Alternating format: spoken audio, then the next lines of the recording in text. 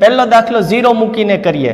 P0 2 કૌંસમાં 0 નો ઘન 0 નો વર્ગ 8 ગુણ્યા 0 અને 4 બરાબર. કિંમત મૂકી દેવાની છે. 0 નો 0 જ આવે, 0 નો વર્ગ 0 જ આવે, ઘન પણ 0, બધું 0 આવે, છતાંય જે જવાબ છે એ કેટલો આવશે? 4. કેમ? કે 4 કોઈ 0 થવાના નથી. આ બધા ડૂબી જાય, કિનારા ઉપર તરી જાય એવો નિયમ મેં દરેક સ્ટુડન્ટને શીખવાડ્યો છે, યાદ છે ને?